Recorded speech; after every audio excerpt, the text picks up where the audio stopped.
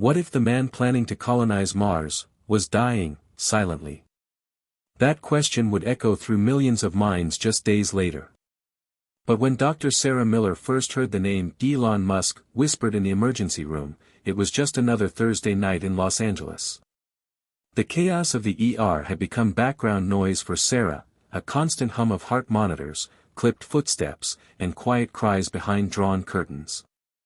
But that night, something was different. A nurse leaned in, her voice barely above a whisper. "You're not gonna believe who's in Bay 6.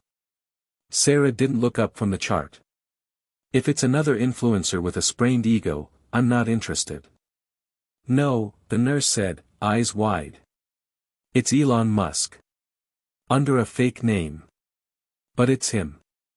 I swear." Sarah froze, pen still in hand.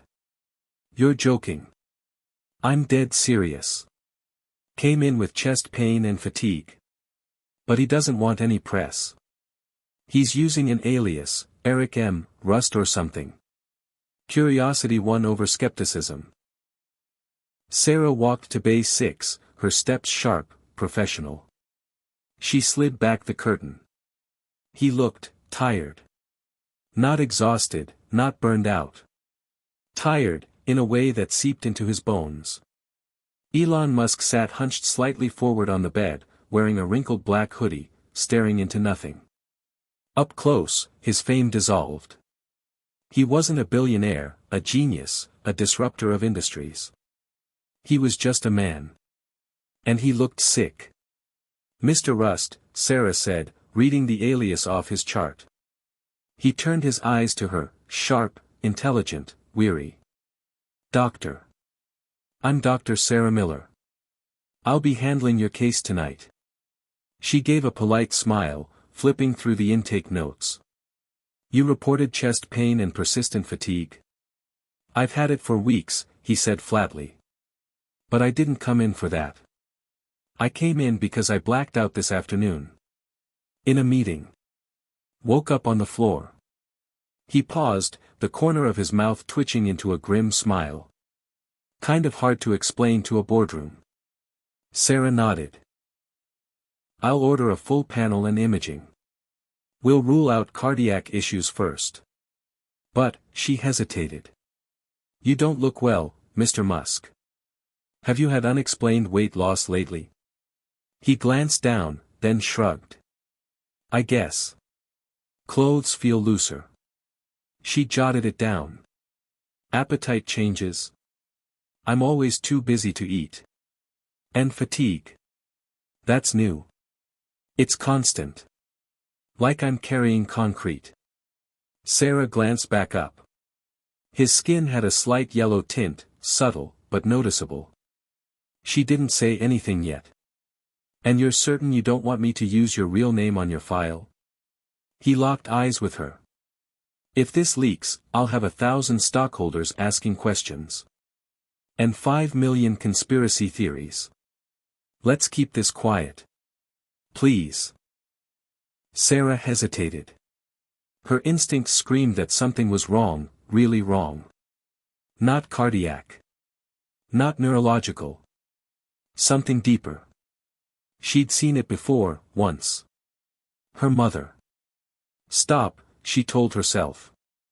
"You're projecting." "Fine," she said. "But if something serious shows up, we'll have to make some tough decisions." "I've made a career of that," Elon replied. As she walked away to order the labs, her mind raced. Something about his presentation didn't add up to the classic causes of fatigue or fainting. His hands trembled slightly when he moved. And there was a smell, sweet, faint, she remembered from when her mother had started declining. Ketones. She pushed the thought aside, but not far. Behind her, Musk shifted uncomfortably, staring at his phone, then tossing it aside. For once, he didn't want to know the future. Not right now. Back in the nurse's station, Sarah keyed in the orders and spoke to the attending on call. "I want CBC, CMP, A1C, LFTs, amylase, lipase. And let's add CA19 to 9. The attending raised an eyebrow. Tumor marker for pancreatic cancer. That's a big jump. Call it a hunch, she said. He has unexplained weight loss, fatigue, mild jaundice, and his abdomen's a little tender. It could be gallbladder, but something feels off. You know who he is? The attending asked. She nodded. Doesn't matter. He's a patient. The labs would take a few hours. But Sarah didn't go home. She stayed.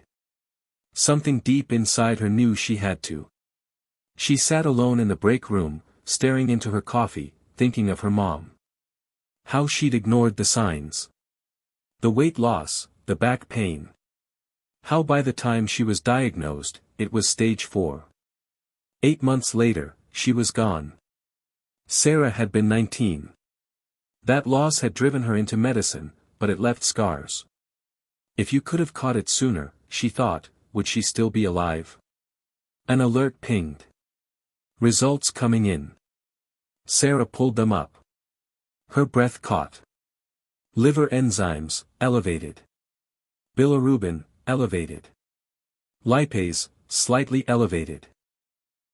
Ca 19-9. Sky high. She didn't move. Just stared at the screen. Damn it, she whispered. It's happening again. Elon Musk may not know it yet, but his body was sounding alarms, quiet, almost invisible to most. But not to her. Not to someone who'd watched this disease steal everything.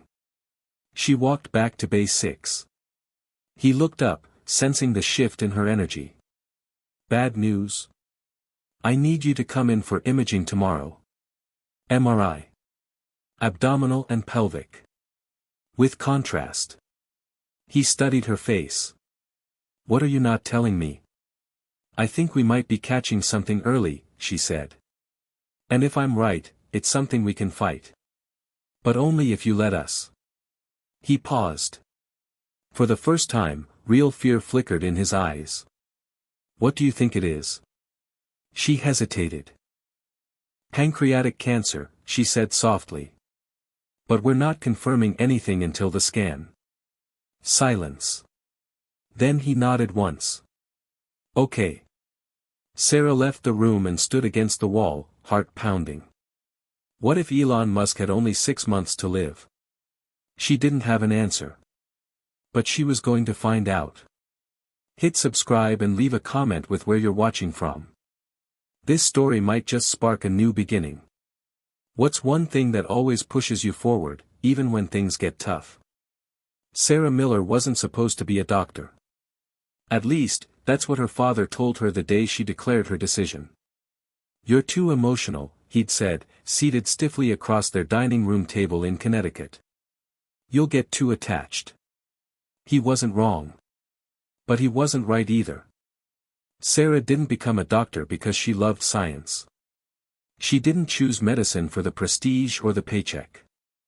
She chose it because when her mother was dying, no one seemed to care. They had missed the signs. All of them.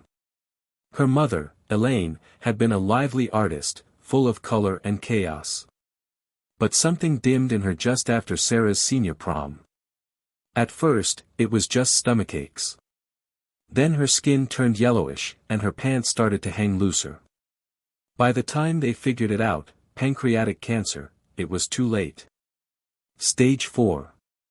The same phrase every doctor used like a final punctuation mark. Terminal. Irreversible. Inoperable. Sarah never forgot the sterile calm of the hospital room, or the way her father stood stone-faced while her mother withered, and the nurses offered sad eyes but no real answers. That was the moment Sarah knew, someone needs to care.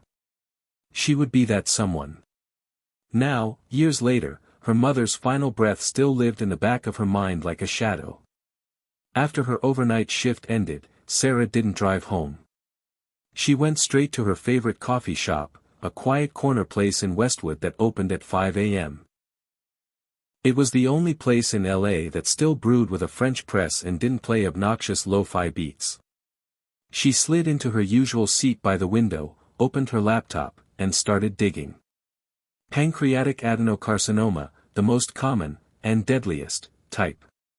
Ca 19-9 levels like Elon's were rarely elevated for any reason other than late-stage cancer, though inflammation could skew it. She reminded herself of that. But the other signs? The weight loss. The jaundice. The fatigue. It's him, she thought. It's happening again. But Elon Musk wasn't her mother. And this time, she had knowledge. Tools. Maybe a sliver of time. She messaged her old med school mentor, Dr. Karen Choi, now head of oncology at Cedars-Sinai. Just a simple line. Can I get 15 minutes with you today? Need to talk pancreatic symptoms in a high-profile case. Urgent. She sent it. No name. No details. Sarah stared out the window as LA began to wake up. Joggers passed by, earbuds in, coffee in hand. People hustled to jobs, to meetings, to whatever seemed important. But none of them knew that the most powerful man in Silicon Valley might be walking around with a death sentence ticking quietly inside him. Her phone buzzed. Dr. Choi, come by at noon. My office. This about a real case or a theoretical one? Sarah, it's real. When she arrived at Cedars-Sinai hours later, she wore plain clothes and a hoodie, trying not to draw attention. In her bag was Elon's preliminary chart, minus the name. She entered Choi's office, shut the door, and got straight to it. I have a patient, middle-aged male, presenting with fatigue, unexplained weight loss, elevated bilirubin, and Ca 19-9 at 11:24. Choi raised an eyebrow. That's not elevated, that's screaming. Sarah nodded. I'm worried it's pancreatic. Early stage, maybe borderline resectable if we're lucky. And imaging? Scheduled today. MRI with contrast. Choi leaned forward. Sarah, you know as well as I do, if it's what you think it is, we're on the clock. Sarah swallowed hard. I lost my mom to this. I won't lose someone else. Not if I can help it. Choi's eyes softened.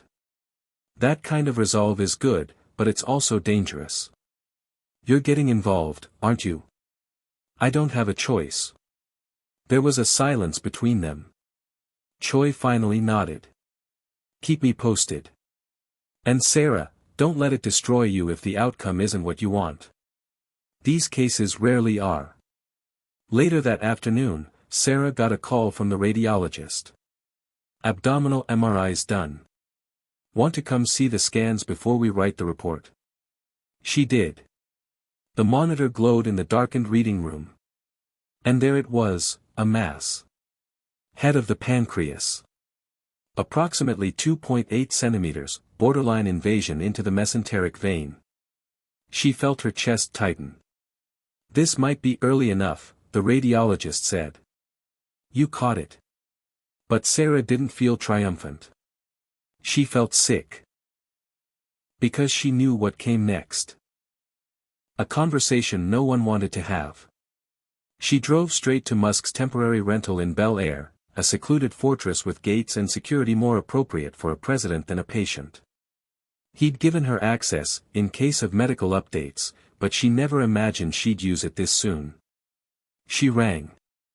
The assistant let her in with a nod. He's on the terrace. She found him seated alone with a black coffee and a silent phone. The skyline stretched out behind him like a tech mogul's version of Eden. You're back early, he said without looking. She sat across from him. We did the MRI. He turned. And when their eyes met, she didn't speak like a doctor. She spoke like someone who had buried a mother. It's cancer.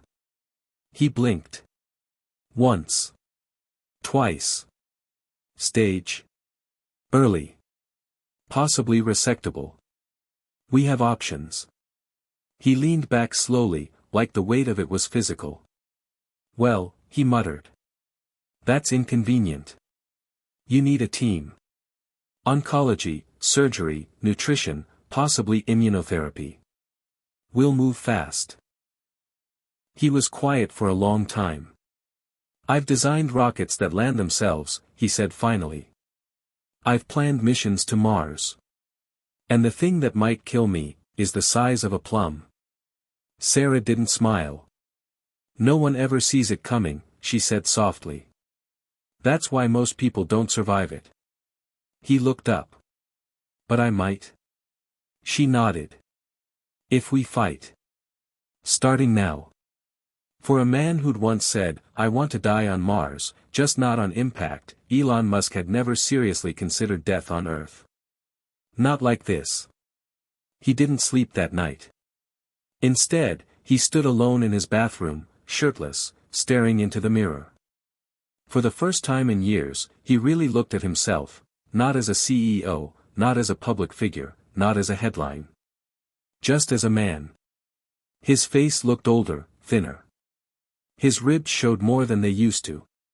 He ran a hand across his side, searching for something solid beneath the skin. What does a death sentence feel like? He didn't know. But he was starting to find out. The next morning, Elon cancelled every meeting on his calendar. He told his assistant to block off the week. No interviews. No Zooms. No tweets. He disappeared from the public eye. The world didn't notice, yet. SpaceX still launched on schedule. Tesla shares stayed steady. Neuralink announced a new partnership. But inside that Bel Air fortress, Elon was unraveling. He hadn't told anyone. Not his sons. Not Grimes. Not even his closest inner circle. How could he? He didn't know how to say, the smartest minds on Earth can't outthink this thing growing inside me. He spent the day walking the property barefoot, like he was searching for something he lost years ago. When the gardeners waved, he waved back without a word. When the chef asked if he wanted breakfast, he declined. Instead, he wandered into his private library, one of the only places where he still felt like himself. It was full of first editions, physics texts, ancient philosophy, and sci-fi novels. But he didn't reach for any of those.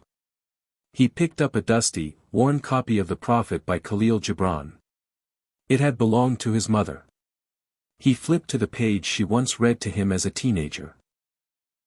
Your pain is the breaking of the shell that encloses your understanding. Elon closed the book. Understanding, he thought. That's all I've ever wanted. But he couldn't understand this. He couldn't engineer his way out. He couldn't code or launch or outwork it. Cancer didn't negotiate. By the time Sarah arrived that afternoon, Elon was outside again, sitting beneath the one olive tree on the hill behind the house. He didn't greet her. She sat next to him, carefully. He finally spoke.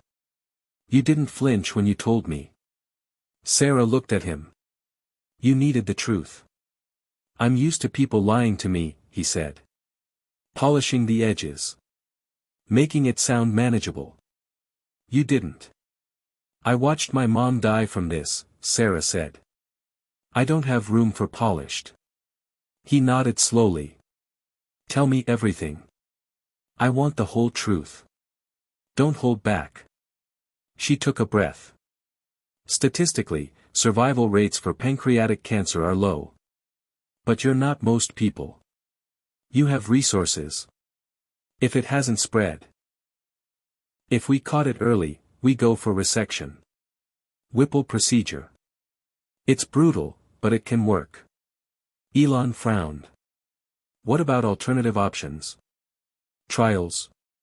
Immunotherapy. I've already contacted Cedars-Sinai and Stanford. They're both reviewing your scans for trial eligibility. There's an mRNA-based protocol that's shown promise in high-risk patients. He let out a slow breath. I've always said biology is harder than physics. This confirms it. Biology doesn't care how smart you are. There was a long silence. Then he looked at her, something different in his eyes. Vulnerability. Maybe fear. You know what I'm most afraid of, he said. She shook her head. That no one will remember I was human. Sarah tilted her head. You think people only see you as a machine? He nodded. A headline. A billionaire. A meme. A robot who tweets at 2 a.m.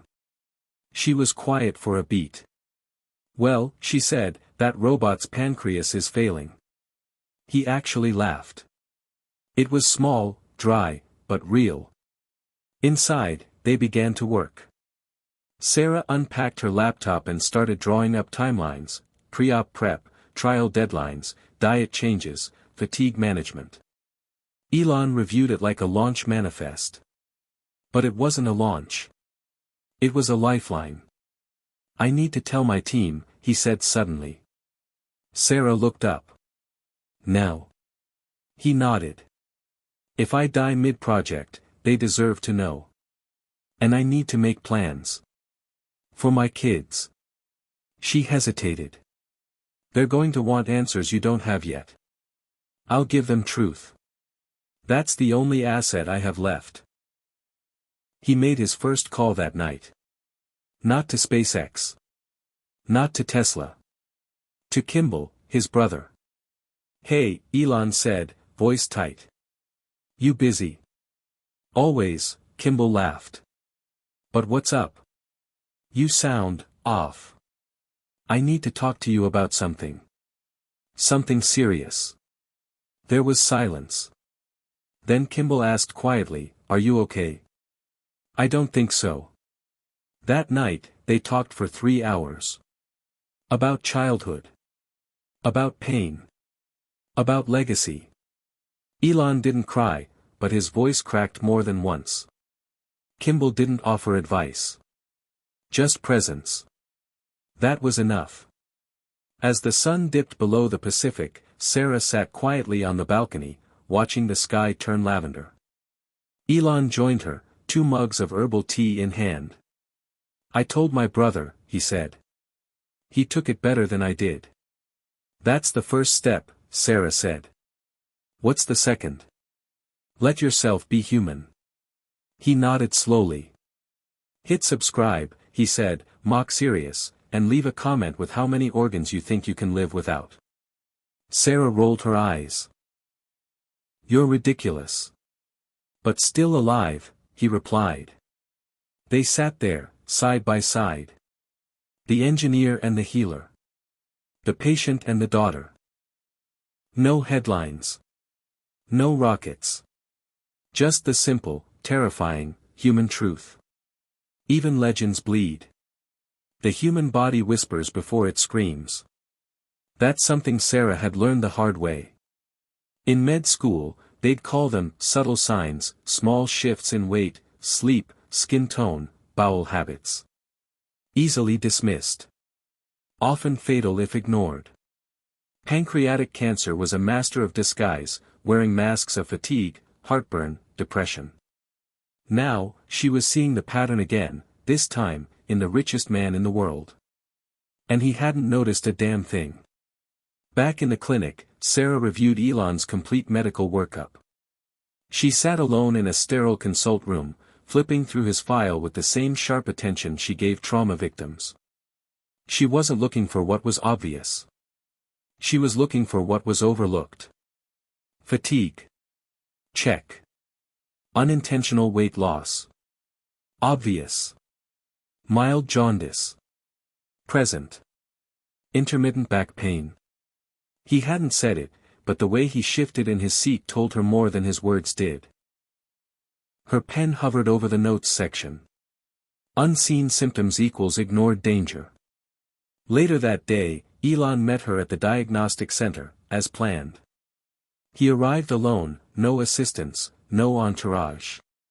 Just a black Tesla Model S and a quiet nod. Sarah noticed how he walked, slightly slower, more guarded. His usual kinetic energy had dulled. You all right? She asked, as they walked in. Didn't sleep. Had some weird cramping last night. Thought it was the takeout, he said. She made a mental note. They were heading in for a full metabolic panel and abdominal ultrasound, not because the MRI hadn't shown enough, but because Sarah was building a case. A complete one. For trials, insurance approval, surgical team prep. She needed every detail. While Elon was prepped, Sarah sat in the viewing booth with the sonographer, watching the screen flicker to life. The pancreas emerged slowly, like a ghost in murky water. The tumor was still there, clear and sharp against the grainy backdrop. But something else caught her attention. A mild dilation of the bile duct. Thickening around the duodenum. All subtle. All pointing to the same grim reality: this cancer had been there longer than Elon realized. Maybe months.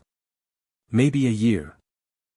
And he had been running companies, sleeping 4 hours a night, tweeting memes, while a malignancy grew silently beneath his ribs. Sarah leaned forward. "Can you freeze that image?" The sonographer clicked. The tumor loomed in the center of the frame. Afterward, in the consultation room, Elon leaned back in his chair, sipping a protein shake like it was punishment. "Another day, another scan," he muttered. Sarah sat across from him. "How long have you had the back pain?" He blinked. "You noticed?" "Barely. But you shift your weight every 15 minutes. Classic compensation pattern." Elon looked away. 6 months, maybe. I thought it was stress. Too much desk time. My chair at Tesla's like sitting on plywood. Sarah jotted it down. "Any greasy stools? Lighter color than usual?" He grimaced. "Yeah. I just figured I was eating too much junk. And appetite? Gone. I've been forcing myself to eat protein bars and shakes." Sarah looked up. "That's 5 symptoms, Elon." He raised an eyebrow. "Of?" She didn't sugarcoat it. "Of advanced pancreatic cancer. They're easy to miss. But they're signs. Loud ones. And you ignored them." He stared at her, then let out a long breath. "Because I didn't want to believe it." Sarah nodded. "Most people don't." Later that evening, Elon posted something cryptic on Twitter. "Sometimes the worst error in a system is the one it refuses to admit exists." The tweet went viral. People speculated it was about AI, Tesla, politics. No one knew it was about his pancreas. That night, Sarah called her father. It was the first time in months. "Dad," she said when he answered, voice clipped, cold. "Sarah. What's going on?" "I have a case. A tough one. It's high profile." A pause. "You want advice?" "I want to know why you didn't catch Mom's cancer sooner." Silence.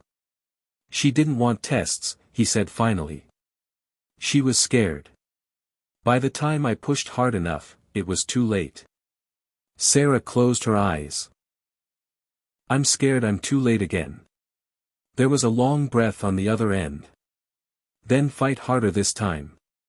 The next morning, Elon arrived at the surgical consult with a thick stack of papers in his hands. "What's that?" Sarah asked. "A backup plan," he said. He handed her a folder. Inside were letters to his children. One for each of his companies. A password sheet. A medical directive. Sarah looked up, stunned. "You don't need this yet." "I didn't need a pandemic either, but it came," Elon said. "I've learned to prepare for chaos."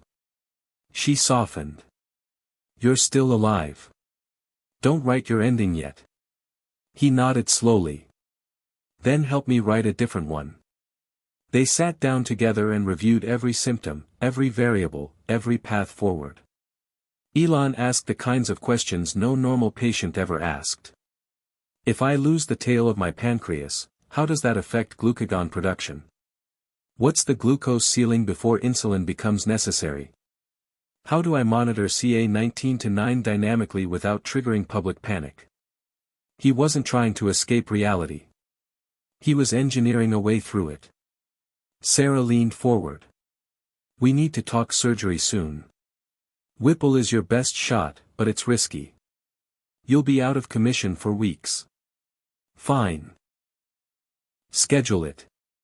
You'll have to rest. Like actually rest. He gave her a sideways smile. You're assuming I know how. She shook her head. I'll make sure you do. As they wrapped up, Sarah handed him a piece of paper. What's this? Elon asked. 6 red flags. The most common signs of pancreatic cancer. I wrote it for my patients. But now, I want you to post it. Not as Elon Musk. Just as someone who wishes he knew sooner. He read it silently. At the bottom, she'd written. Sometimes survival isn't about strength. It's about paying attention. He looked up, eyes glinting. Maybe it's time people stop treating me like a superhero, he said. Sarah smiled softly. Superheroes die too. Lab results don't lie. They don't care how rich you are. They don't care what cars you build, or how many satellites you put into orbit. They don't flinch. They just deliver truth in numbers and decimal points. Sarah stared at Elon Musk's latest results on her encrypted tablet as she sat in the quietest corner of Cedars-Sinai's oncology wing. Her coffee had gone cold an hour ago. She didn't need to be a world-class internist to understand what the screen told her. His tumor markers were rising. CA19-9 had increased by another 230 units in less than 2 weeks. That was bad. She scrolled further, bilirubin creeping higher. Albumin slipping lower. His pancreas was failing him, slowly but steadily. What terrified her most wasn't the numbers. It was the fact that Elon hadn't told her about the increasing pain. He had brushed it off during the last consult, chalking it up to tension or gut discomfort. He was lying to himself. And she knew why. Elon had always seen the human body like a machine. A vessel to house the mind while it worked on higher problems. But now that vessel was corroding, and there wasn't a manual or backup part in sight. That afternoon, Sarah met him in a private conference room with a wall of tinted glass overlooking West Los Angeles. He was already there, pacing. Bad news? He asked without looking. She didn't answer right away. Just set the tablet down and folded her arms. Elon, you're getting worse. He stopped. Define worse. CA19-9 is up. Liver enzymes are elevated. Your albumin's dropping. And your scans show increasing inflammation around the duodenum. He looked out the window, jaw clenched. What does that mean for the timeline? It means the clock is ticking louder. Still facing the city, he whispered, how much louder? Sarah didn't soften it. If we wait another 4 weeks, the tumor may invade your vessels. If that happens, surgery might not be an option. Chemo buys time, but not much. It doesn't save. So, windows closing. Rapidly. He turned, hands on his hips. I'm not afraid of dying, he said. You're afraid of dying without finishing your work. He gave a small nod. Sarah leaned in. Then let me do my work. We move now. I'm booking surgery. This week. The next 48 hours moved fast.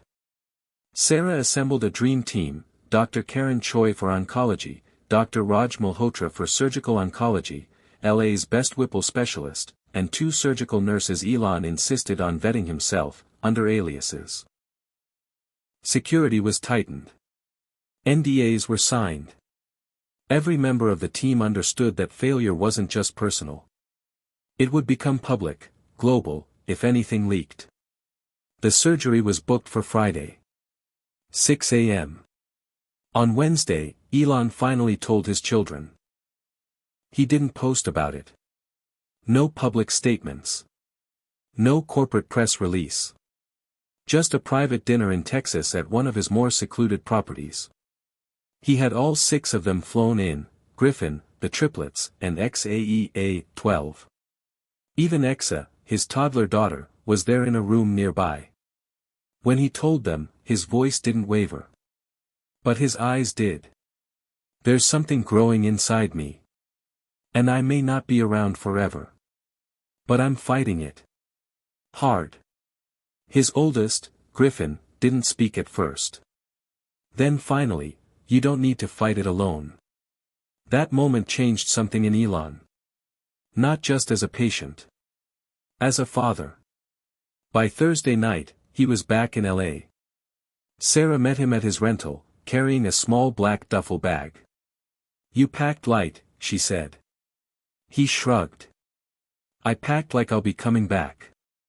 She handed him a folder. Consent forms. And post-op expectations. You'll need help with everything. Walking. Eating. Even just standing. I'm aware. No, you're not, she said firmly. This isn't a Tesla factory. You don't control the outcome. All you can control is your will to recover. He looked at her for a long moment. That's one thing I still have. At 5:42 a.m. on Friday, Elon Musk was rolled into a private surgical suite at Cedars-Sinai, for line in one arm, vitals on display. His phone had been turned off, locked in a drawer. The last text he sent was to his brother. If I don't make it, keep building. Mars still matters. Outside the OR, Sarah stood with Dr. Malhotra, double-checking every chart, every scan, every vital. His vitals are holding. Anesthesia team is solid. He's ready, the nurse announced. Sarah gave a tight nod. Malhotra glanced over. You okay? She nodded slowly. I just keep hearing my mom's last words. What did she say? Don't wait too long. They wheeled Elon into the OR. The surgery would last 7 hours. The Whipple procedure, officially called a pancreaticoduodenectomy, was one of the most complex operations in modern medicine. It involved removing the head of the pancreas, the duodenum, a portion of the stomach, the gallbladder, and part of the bile duct. Then reconnecting everything like fragile plumbing. One mistake, and the damage could be irreversible. Inside the observation room, Sarah watched the monitor as the surgery began. Scalpel. Retractor. Clamp. And then silence, except for the rhythmic beeping of Elon's heart on the screen. She whispered, more to herself than anyone else. Please let this be enough. At 1:19 p.m., the doors to the OR opened. Malhotra emerged first, blood on his gown, eyes tired but focused. Sarah stood immediately. Well, she asked. He nodded. We got it all. Sarah exhaled. For the first time in weeks, her hands stopped shaking.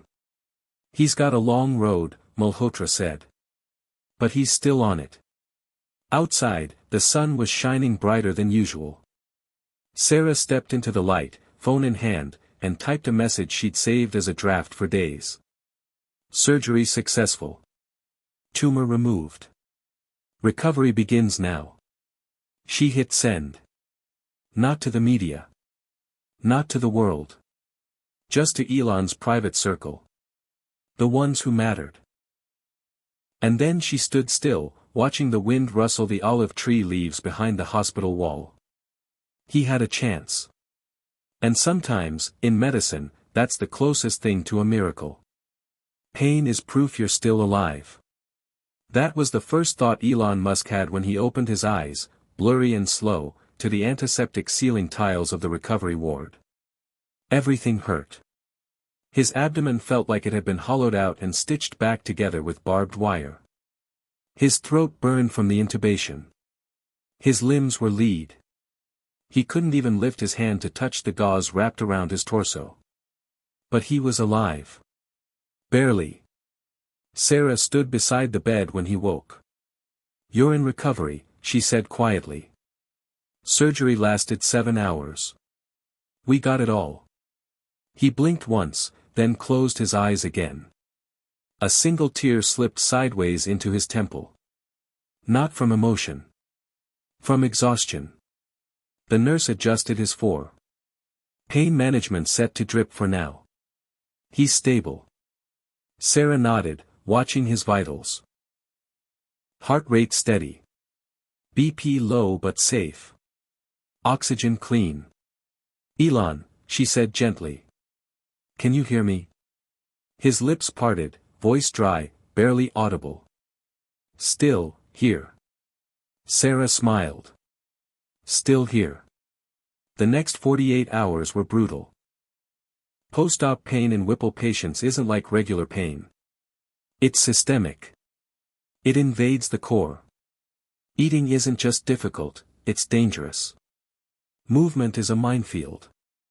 The body has to relearn digestion, regulate insulin, adapt to a newly rerouted GI system. Elon tried to sit up on day 2. Big mistake. His body rebelled immediately, sweating, shaking, nausea. Sarah caught the bucket just in time. I've landed boosters on drone ships, he groaned. And now I can't sit up without vomiting. Sarah handed him ice chips. Welcome to the real space race. It's called healing. By day 3, they were tracking his enzyme levels hourly. Blood sugar fluctuations were erratic. He needed help managing insulin, something he'd never imagined in his pre-cancer life. That night, he whispered hoarsely, "This isn't recovery. This is survival." Sarah sat by his bed, chart in hand. "They're the same thing." "You sure?" he asked. "Positive." Outside the hospital room, the press was beginning to swirl. Speculation. Anonymous leaks. Rumors that Elon had disappeared. Headlines guessing anything from a nervous breakdown to secret diplomatic missions. One tabloid even suggested he was hiding in Greenland. Inside, he was learning how to walk again. Sarah had coordinated with his team to release a brief, factual statement. Mr. Musk recently underwent a medical procedure and is currently recovering under close supervision. He is in stable condition and expects to return to work in the near future. That was it. No specifics. No drama. The world didn't need to know everything. But Elon's followers were hungry for answers. On day 5, he asked for his phone. "No," Sarah said flatly. "Come on," he muttered. "Just one post. You're not strong enough to type. I'll dictate." Sarah sighed. "Fine. But I get final edit." He smirked. "Deal." She opened notes and handed him the phone. He dictated slowly, voice still hoarse. "Sometimes, life reminds you you're not invincible." Surgery was successful. Recovery's a process. Still here. Still fighting. More soon. Sarah added a hashtag and handed it back. There. Now the internet can exhale. He read it, then nodded. "Post it." She did. Within an hour, it had 18 million views. By the end of week 1, Elon could sit up unassisted. His energy was still low. His appetite, worse. But his spirit had shifted. He no longer talked about death. He talked about design. He asked Sarah questions about diet algorithms, digestive biotech, regenerative medicine.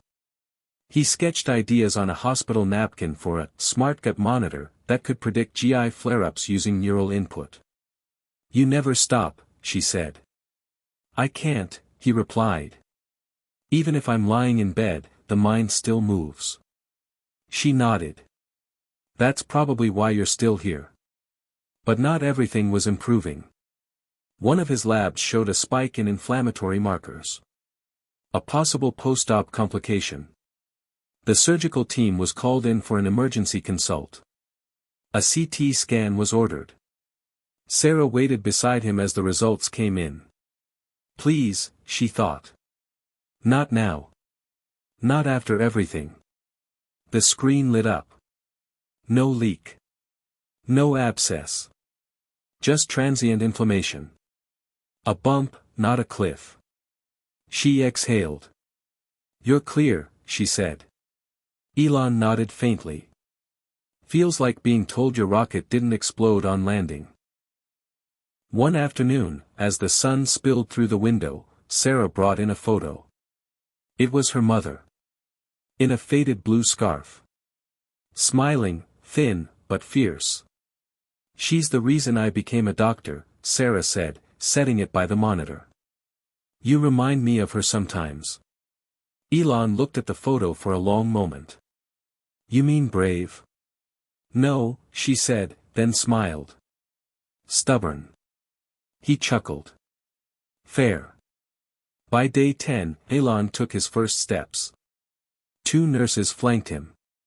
Sarah stood at the door. Each movement was slow, painful, deliberate. But he made it down the hallway and back. That's it, he said, collapsing into the chair. Sarah nodded. That's it. He looked up. One small step for man. She smiled. One giant leap for your pancreas. In the days that followed, the plan shifted from survival to recovery. He would leave the hospital soon, but not alone. A private care team had been hired. His diet was planned to the molecule. His blood work would be tracked by a biometric feedback system coded by one of his own AI labs. He was turning his recovery into a project. Trust me, he told Sarah one morning, by the end of this, I'll design something that helps millions of patients. Maybe billions. She looked at him, suddenly emotional. Then it wasn't for nothing. The last night before discharge, Elon stood at the hospital window. The city lights glittered like circuitry. He spoke without turning. You ever wonder why we wait until something breaks to take care of ourselves? Sarah stood beside him. Because we think we're invincible. He nodded. We're not. She took a breath. But sometimes we're lucky enough to figure that out while there's still time. He looked at her. Thank you. For giving me mine. Elon Musk had always lived with surveillance. From the moment he became a household name, privacy became a myth. Cameras followed him into buildings. Paparazzi trailed his children. News alerts pinged every time he moved cities or made a cryptic tweet. But this? This was different. For the first time in his life, he didn't feel watched. He felt hunted. The discharge from Cedars-Sinai had been orchestrated like a military operation. A decoy motorcade left the front entrance. Elon was rolled out through an underground tunnel and placed into an unmarked van, accompanied by Sarah and 2 security personnel. They moved him to a secure compound outside Santa Barbara, an estate owned through layers of shell corporations. No press. No fans. Just pine trees and Pacific fog. Inside, the house was cold and quiet. Monitors had been installed in the bedroom and hallway to track his vitals. A nurse rotated every 12 hours. A biometric dashboard updated his medical team in real time. It was the safest he'd ever been. And yet, Sarah noticed the way he looked at the shadows.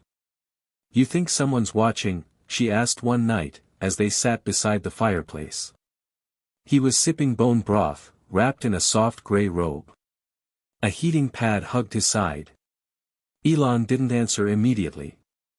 Finally, he said, I think some people want me gone. She raised an eyebrow. As in, literally. Let's just say there are forces that would rather see me disappear quietly. She blinked. Because of Tesla? SpaceX? He looked at her. Because of what's next? That's when Sarah realized, he wasn't just recovering. He was planning. Over the next few days, Elon became more withdrawn. He spent long hours in the study with his laptop open, running simulations, video calling engineers, reviewing old code from a defunct project she'd never heard of. She found notes scattered across the kitchen counter, words and acronyms she didn't recognize. Neurogrid failover. Contingency 11. Phoenix node. One night, while he was asleep, she opened his laptop and saw a terminal running an encrypted operating system. The file at the top read, "The final protocol." She didn't open it. Not yet. That week, his health improved in slow, uneven steps. He could walk farther. His blood sugar stabilized. He even made it outside for a full hour, sitting under a eucalyptus tree, eyes closed as sunlight soaked through his skin. But something lingered beneath the surface. A tension. A presence. Then the strange messages started. On Wednesday, a drone appeared over the property. No markings. No ID. The security team took it down with a net cannon, but Elon was rattled. He didn't speak for the rest of the day. That night, Sarah found him on the floor of the office, assembling an EMP kit from spare Tesla parts. "Old habits," he muttered. She crouched beside him. "You think it was the press?" "Press doesn't use encrypted frequency bands," he said. "And this one was listening, not filming." She swallowed hard. "Listening for what?" He looked at her. "Me." The next morning, his private phone received a message. No name. Just a single sentence. "What you're building can't be allowed to live." Sarah read it twice. "Elon, what the hell are they talking about?" He didn't respond. Just walked to the window and stared out at the ocean. She pressed. "What is the final protocol?" He turned, his voice low. "It's a backup plan." "For what?" "For Earth." That night, Sarah couldn't sleep. She walked the halls of the house in silence, pausing by the lab where Elon had begun setting up a new kind of rig, a neural processor prototype that pulsed softly under glass. He was building something. Something he hadn't told her about. She went back to his laptop. Opened the file. The final protocol loaded a PDF. It was 47 pages long. Dense. Technical. But she understood enough to be terrified. It wasn't just a medical protocol. It wasn't about his cancer. It was about consciousness preservation. A way to extract and store a living mind, digitally. Neuralink was just the beginning. This was something else. Something irreversible. In the morning, she confronted him. "You were going to upload your mind," she said, voice trembling. "If the surgery failed." He didn't deny it. "I needed a contingency," he said. "That's not healing, Elon. That's abandoning your body. It's expanding it." She stared at him, horrified. "Do your children know?" "They wouldn't understand." "Do I?" He looked at her with something that almost resembled regret. "You're the only one who might." That evening, another drone appeared. This time, it crashed itself deliberately into the south wall. Security teams swept the area, but found nothing. No signal, no data, no trail. Sarah checked on Elon. He was calm. Too calm. "They know," he said simply. "It's already started." By now, she was convinced, Elon Musk wasn't just recovering. He was preparing for war. Not a physical one, but an existential one. Between mortality and the future. Between biology and code. Between what he was, and what he was becoming. Later that night, Sarah sat by his bed, watching his chest rise and fall. He was asleep, but his fingers twitched, like they were typing in a dream. She whispered into the quiet. "Don't disappear, Elon. Not yet. We still need you. Not just the version you're building." The body was healing. But the mind was fracturing. By the second week post-op, Elon Musk's physical recovery was nothing short of astonishing. The sutures held, his energy returned in short bursts, and even his appetite began creeping back. But beneath the progress, Sarah noticed something else, something more troubling. He wasn't sleeping. Not really. She'd find him staring at screens until 3 a.m., running simulations, cross-referencing code, arguing with his own logic models out loud. Once, she walked in and saw him talking to a camera, as if he were leaving a message. Or a legacy. "Elon," she said gently one morning, handing him a fresh smoothie, "your body's improving, but your brain is on overdrive." "I've never felt more alert," he said, downing half the drink in one go. "That's not always a good thing." He gave her a look. "You're worried I'm having some sort of post-op psychosis?" "I'm worried your grief is masquerading as genius." He looked down. "Grief? You came close to death. People don't just walk away from that untouched." He didn't reply. Instead, he turned back to his laptop, the faint hum of servers growing louder behind him. That evening, Sarah sat alone in the library, flipping through a notebook she found tucked between two hardcovers on quantum cognition. Inside were sketches, handwritten, chaotic, brilliant. They weren't rockets. They weren't cars. They were mind maps. Neural intersections. Synaptic predictions. Shortcuts through memory. Ideas for digital brain slices that could be copied, fragmented, enhanced. She stared at one diagram in particular. At the top it read, Musk Point 0. Below it, a grid. One column labeled emotion. The next, logic. And another, redundancy. It wasn't just theory. It was a plan. To copy himself. "Elon," she asked him bluntly the next day. "Are you trying to become immortal?" He didn't flinch. "Isn't that the goal of all medicine?" "No. Medicine is about preservation. You're talking about duplication." "Same thing," he said. "No," she said, firmer.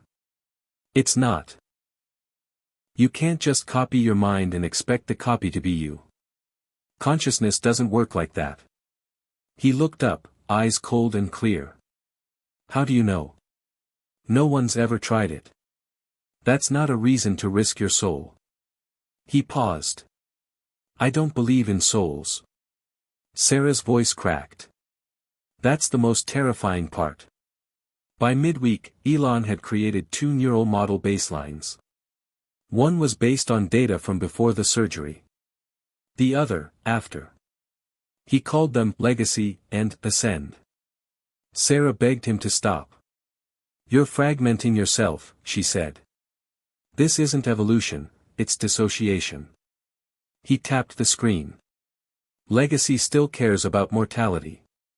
Ascend doesn't. That's not progress. That's psychosis in a feedback loop." He turned toward her, something soft flickering in his gaze. "What if this is the next logical step for humans?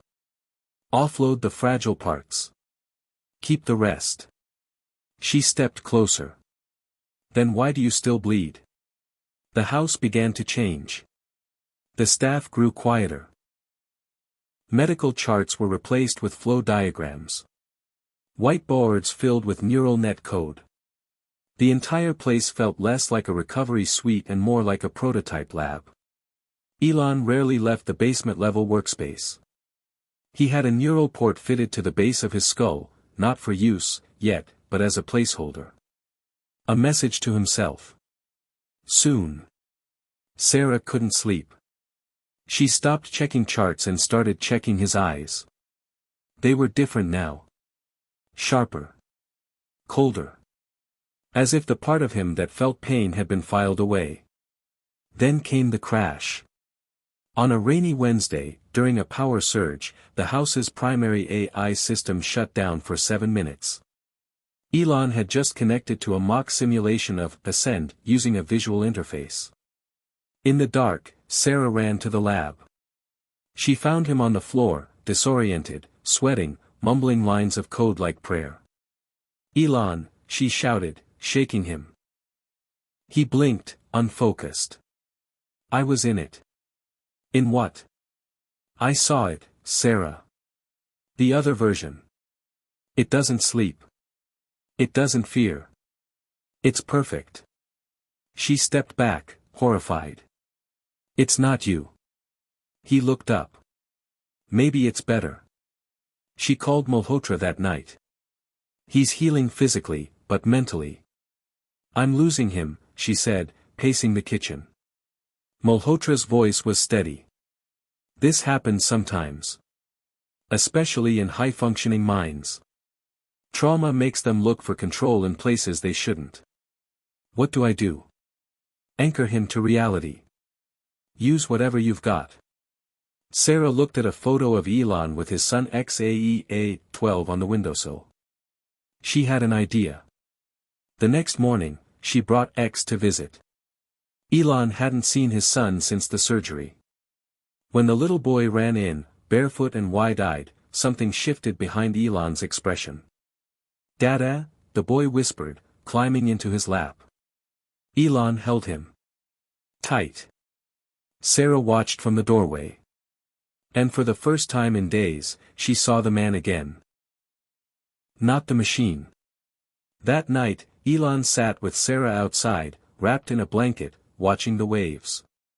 "Legacy is afraid," he said quietly. "Ascend isn't." "Then be afraid," she said. "That means you're still human." He didn't argue. She reached out, took his hand. "Elon, you don't need to become infinite. You just need to stay here. With us. While you still can." He looked at her, and for a moment, his eyes softened. "I don't want to die." "You won't," she said. "Not if you stay you." The files remained on his computer. Musk.0, Ascend. Legacy. But for the first time, they stayed unopened. And for now, that was enough. The house was quiet when Elon's son, XAEA-12, arrived for his first visit since the surgery. Sarah had arranged it carefully, a few hours in the afternoon, no press, no cameras, just the two of them. Elon hadn't seen his boy in weeks. When the little boy ran into the living room, his small feet tapping nervously on the hardwood floor, Elon's expression softened in a way Sarah hadn't seen in days. The cold, calculating mind that had obsessed over neural protocols melted away, replaced by something raw and human. "Dada?" X whispered, stepping cautiously forward. Elon bent down, his voice breaking. "Hey, kiddo." The boy threw himself into Elon's arms, wrapping them tightly around his father's neck. For Elon, the moment was bittersweet. He was the visionary who dared to reshape the future of space and energy, yet here he was, vulnerable to the simple, unfiltered love of a child. This little boy was his tether to the present, a reminder of the life he might lose if he kept chasing the ghost of immortality. Sarah watched from across the room, heart pounding. This fragile reunion was a turning point. Over the next few days, Elon spent more time with X. They built miniature rockets out of cardboard, read bedtime stories, and laughed, sounds Sarah hadn't heard from him since before the diagnosis. Yet, even as Elon reconnected with his son, a shadow lingered. During a quiet moment, X asked, "Dada, why do you sometimes look sad?" Elon paused, searching for words. "It's a big world, buddy. Sometimes even grown-ups feel lost." The boy nodded solemnly. "I'm not lost." "No, you're not," Elon said, kissing his forehead. But the shadow wasn't just a feeling. It was a secret. One Elon kept buried deep. Sarah discovered it when she found a series of encrypted messages on Elon's phone, from an unknown number, threatening, warning, insisting he abandon his final protocol. The messages grew more aggressive. "Stop playing God. Your legacy will burn. We're watching. You're not safe. Elon refused to share the threats with anyone. "I'm not afraid of shadows," he told Sarah. But she could see the cracks forming. One evening, after a tense conversation with security, Elon confided, "I don't know who's behind it, but they're organized, well-funded, and ruthless." "Have you thought about going public?" Sarah asked. "No. That would put everyone in danger." The threats were more than paranoia. One night, the estate's security system flagged an intruder near the perimeter. The intruder fled into the darkness, but the message was clear: Elon Musk was under siege. That same night, Elon sat alone in the dark, his mind racing.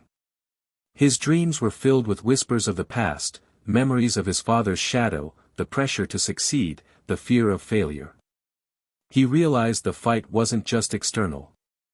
It was inside him. Between who he was, and who he feared becoming. As dawn broke over the Pacific, Elon made a decision. He would face the shadows. Not alone.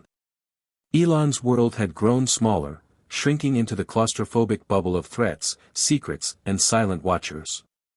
But outside the walls of his secluded estate, another story was quietly unfolding. A network of whispers. Across Silicon Valley and Washington, D.C., rumors were stirring. In-board meetings held behind closed doors. Phone calls cloaked in code words.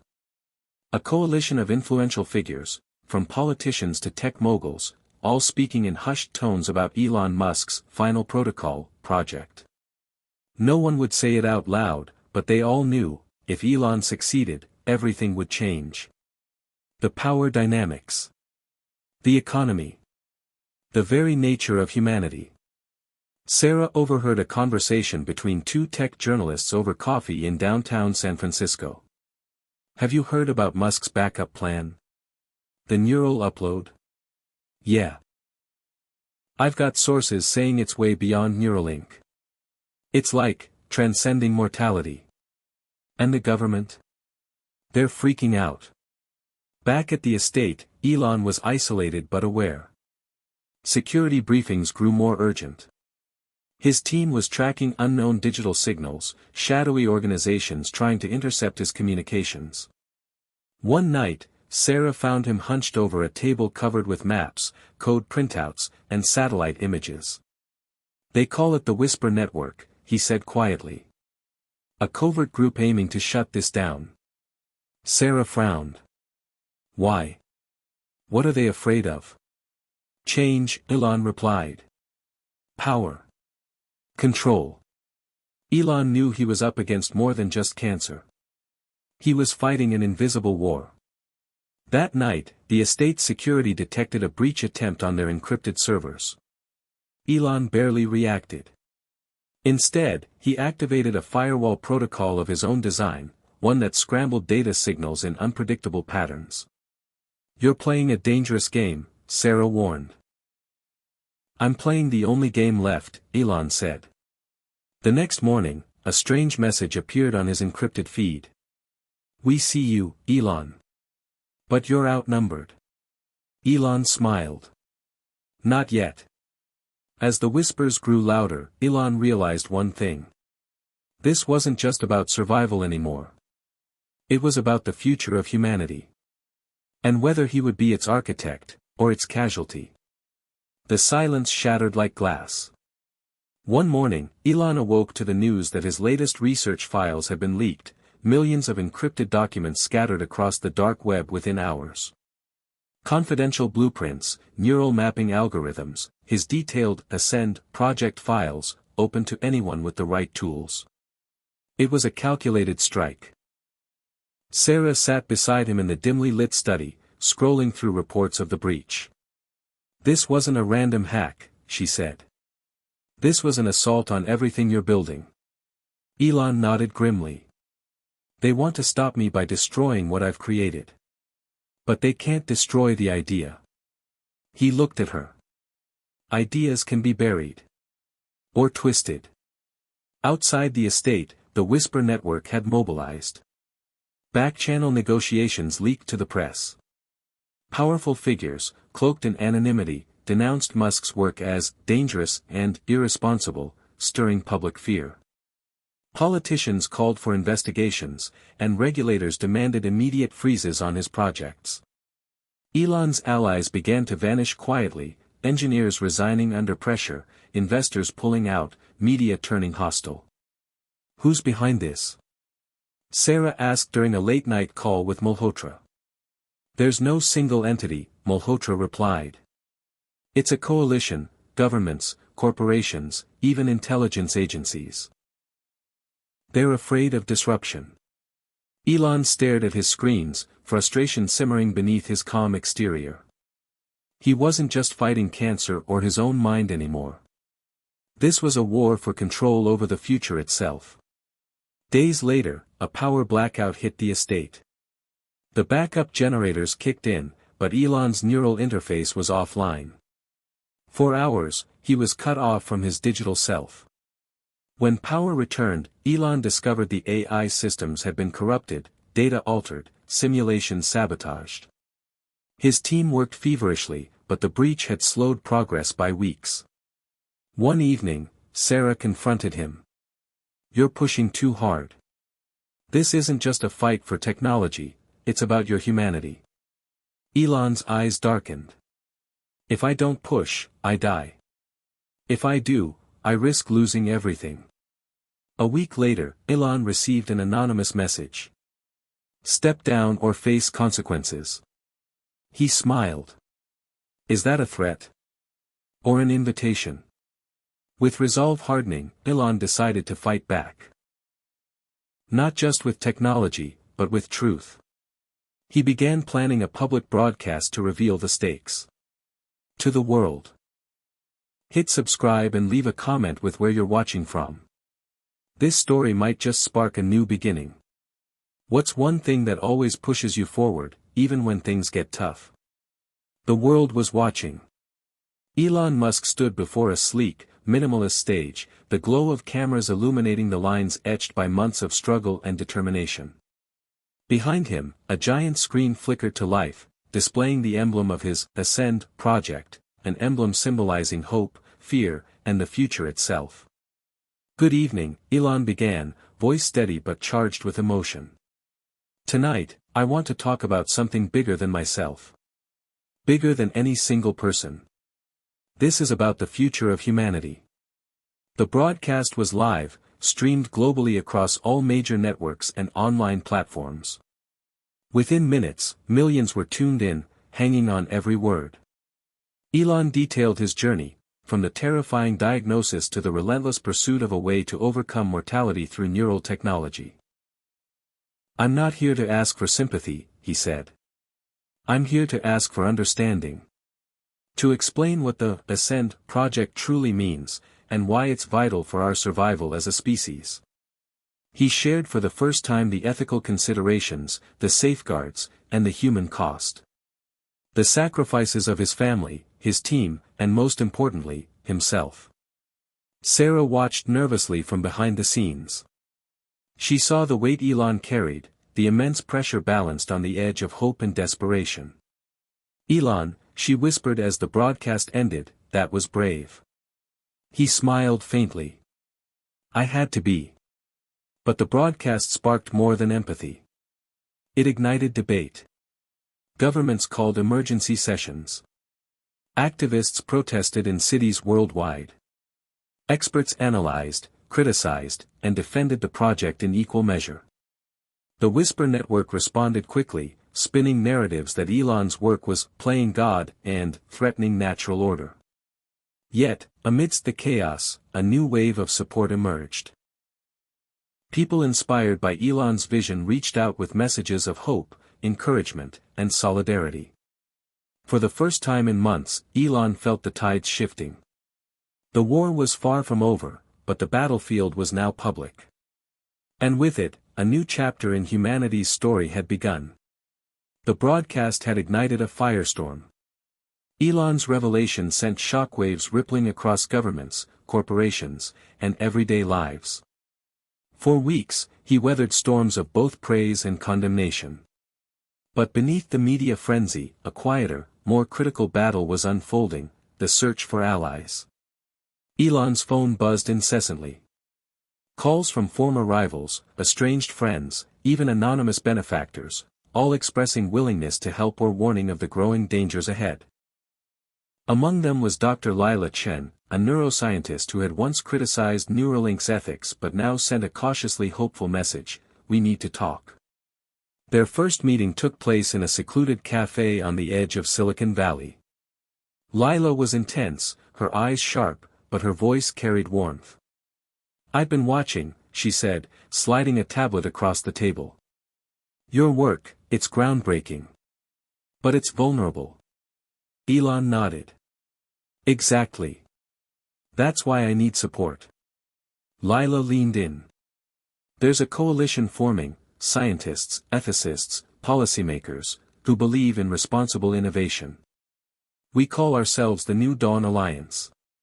Sarah, meanwhile, was busy rallying support closer to home. She organized private forums with community leaders and activists, focusing on transparency and ethical safeguards. One evening, Sarah and Elon sat in the estate's living room, reviewing a list of potential allies. "Trust is scarce," Sarah said. "But the right partners can tip the scales." Elon looked up, tired but determined. "We don't have the luxury of waiting for perfect trust." Word spread quickly. The New Dawn Alliance began hosting clandestine meetings, some in person, others encrypted online. Elon's team contributed breakthroughs in neural interface safety protocols, while Lila's network provided access to influential policymakers. Together, they developed a unified front against the Whisper Network's campaigns. But trust was fragile. During one meeting, a breach threatened to expose the entire alliance. Elon's heart pounded as he realized a mole might be within their ranks. "Betrayal is a risk we must accept," Lila said grimly. "But we can't let fear paralyze us." Elon clenched his jaw. "Agreed. We move forward." Outside the alliances, the public remained divided. Protests erupted worldwide, some in support, others demanding immediate cessation of the Ascend project. One rally in New York City turned violent when agitators clashed with supporters. News footage showed Elon's name graffitied across walls: "Musk's madness, playing God." Back at the estate, Elon absorbed the weight of the world pressing down on him. Yet, amid the turmoil, a beacon of hope emerged from the most unexpected place: his son. Xaea, 12, curious and perceptive beyond his years, asked one afternoon, "Daddy, why do people hate your work?" Elon knelt down, searching for words. "Because change is scary. But it's also necessary." X nodded thoughtfully. "I believe in you, Daddy." That simple affirmation rekindled Elon's resolve. He was no longer just a man fighting cancer or a secret war against shadowy enemies. He was a leader in a movement that could redefine humanity. But the storm was far from over. As alliances grew, so did the threats. Encrypted messages turned into direct warnings. One read: "This is your last chance. Stop, or suffer the consequences." Elon stared at the screen. "No," he whispered. "We don't back down." Sarah squeezed his hand. Together, they prepared for the battles yet to come. The pressure was suffocating. Elon paced the room, his mind a storm of conflicting thoughts. The cancer's progression was steady but silent, a ticking clock no one dared mention aloud. The threats had escalated beyond warnings: sabotage attempts, public smear campaigns, and even a break-in at the estate that left security shaken.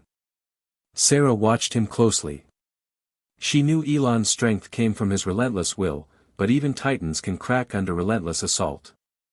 "Elon," she said softly one evening, "you can't do this alone." He stopped pacing and looked at her, eyes shadowed. "I'm running out of time." The breaking point wasn't just physical. It was emotional.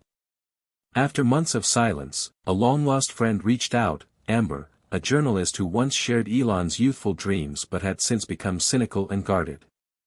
Her message was cryptic: "Meet me, We need to talk before it's too late.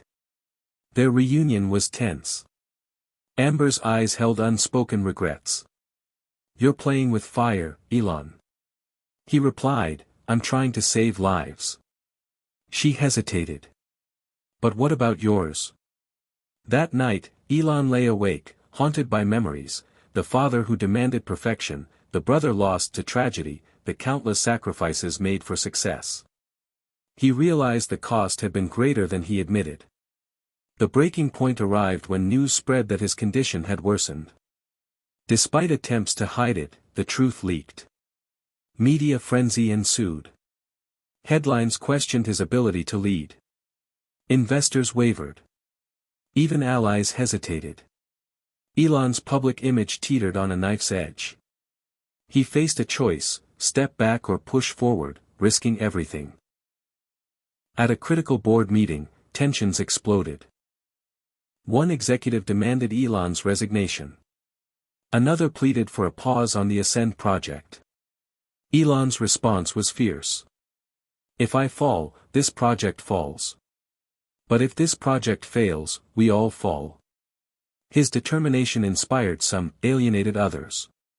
Behind closed doors, the Whisper network tightened its grip, seizing the moment to advance their agenda. Yet, in his darkest hour, Elon found unexpected strength in his son.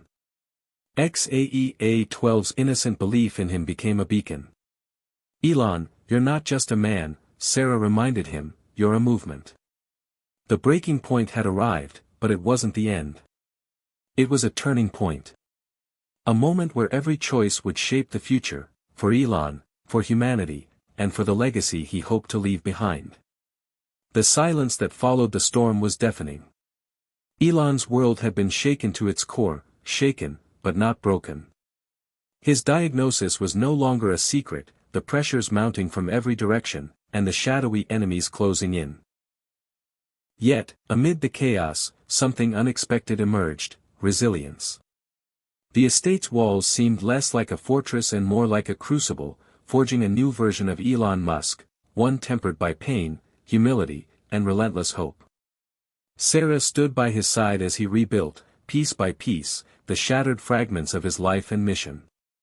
We rise, she said quietly one morning, not because we have no fear, but because we have something stronger, purpose. Elon nodded, eyes fixed on the horizon beyond the floor-to-ceiling windows. In the weeks that followed, Elon embraced a new strategy. No longer fighting shadows alone, he leaned heavily on his allies. The New Dawn Alliance grew stronger, drawing in brilliant minds from across the globe, ethicists, scientists, engineers, and visionaries united by one goal. They met in secure locations, discussing breakthroughs, ethical frameworks, and safety protocols. Elon's input was raw and personal now. Shaped not just by ambition, but by the fragile awareness of his own mortality. At a conference in Geneva, Elon spoke to an audience that included skeptics and supporters alike. Transformation is painful, he said. But it is also necessary. To transcend human limits, we must first confront our fears and failings. The room erupted in applause, not for the man, but for the idea, the shared hope for a future reborn. Back home, Sarah and Elon worked on a neural interface prototype designed to better monitor and treat his condition in real time. Each breakthrough was a small victory, a spark lighting the way forward. But the Whisper network was not idle. A series of targeted cyber attacks attempted to cripple the project's data servers.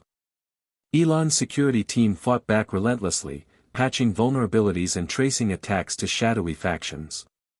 One evening, a message appeared on Elon's personal device. You may rise, but remember, ashes can be scattered. He showed Sarah, who clenched her jaw.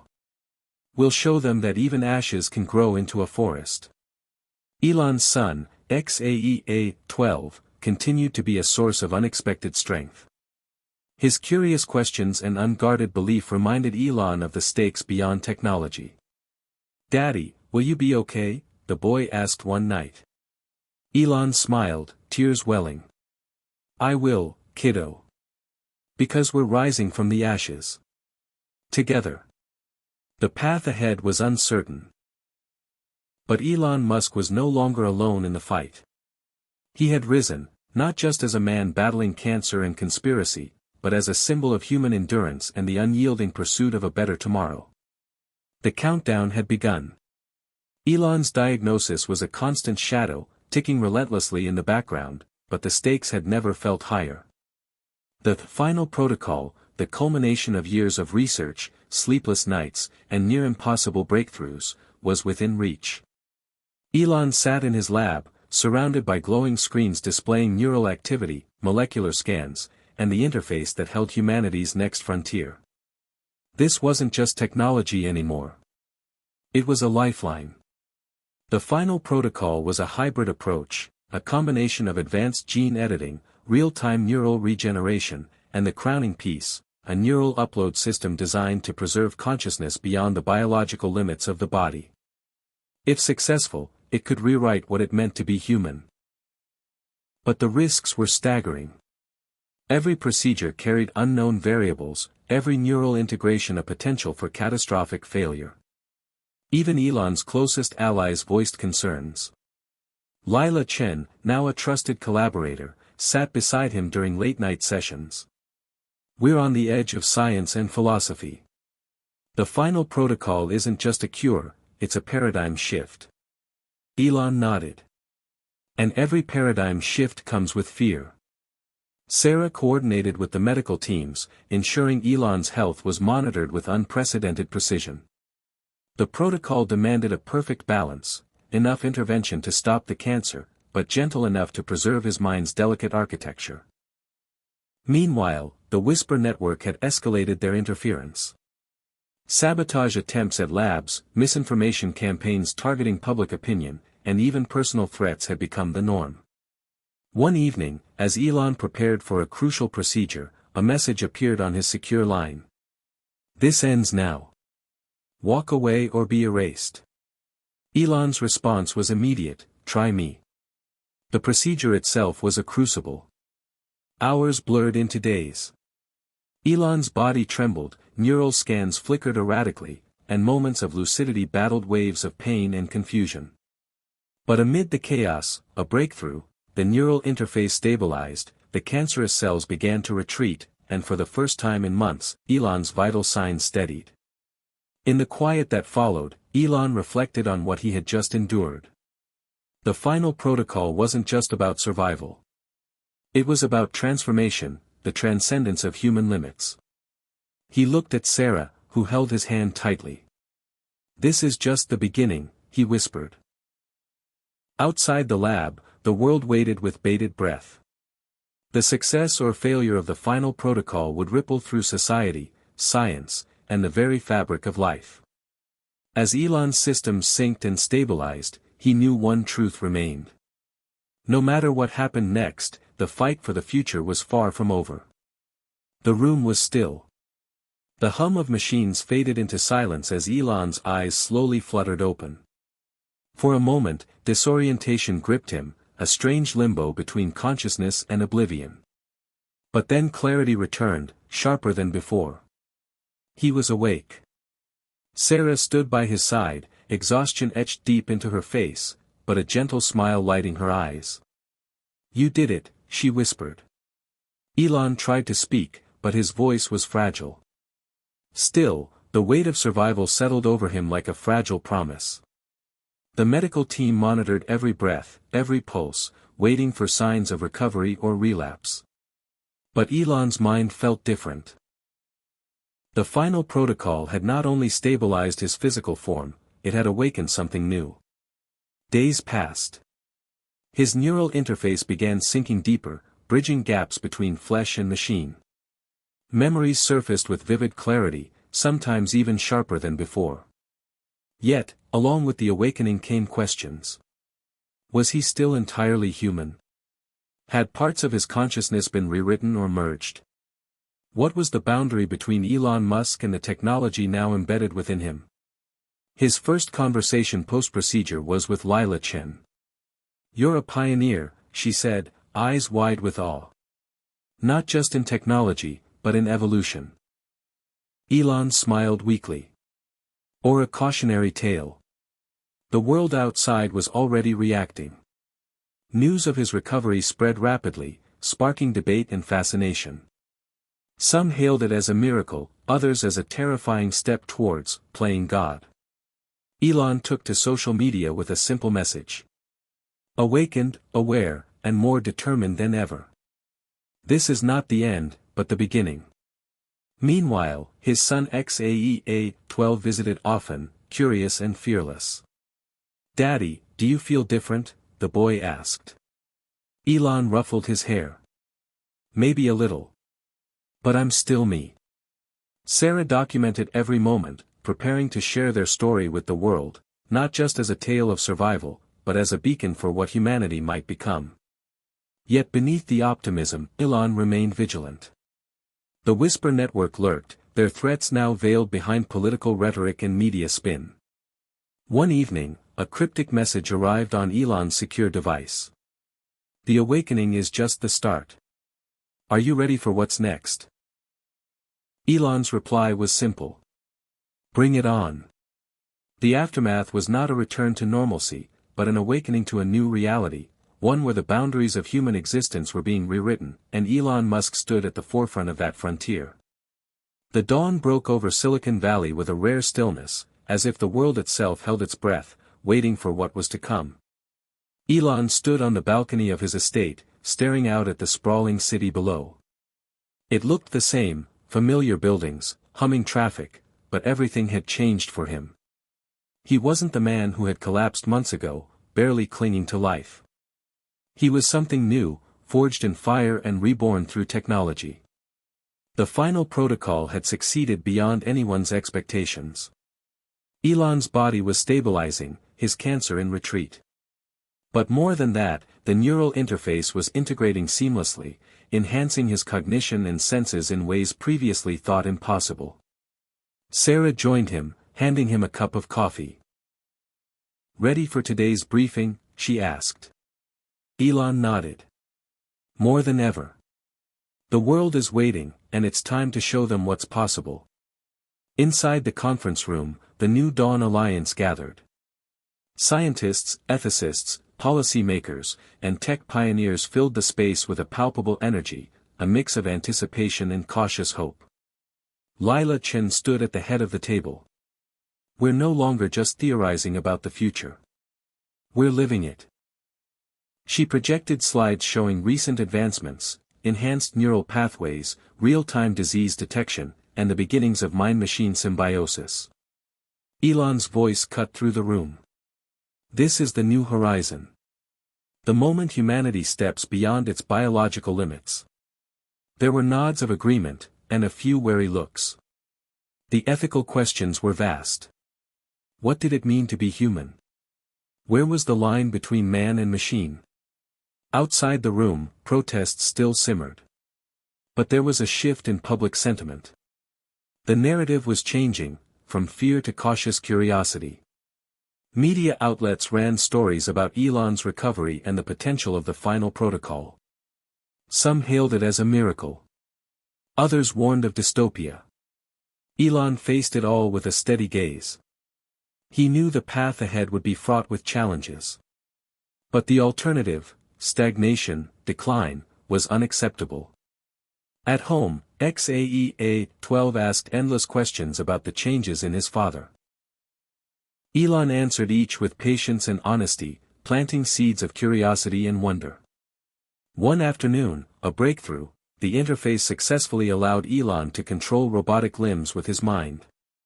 A prototype that could restore mobility to millions.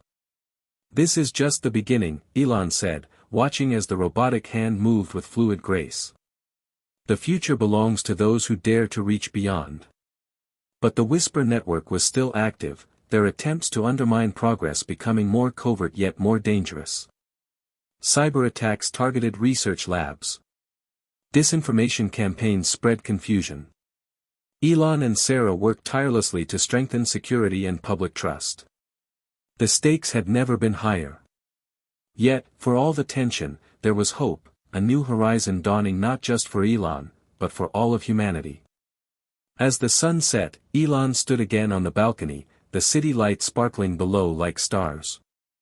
"This is just the beginning," he murmured. The promise of a new horizon came with an inevitable darkness. While Elon and his team pushed forward with groundbreaking innovations, a shadowy opposition gathered strength behind the scenes.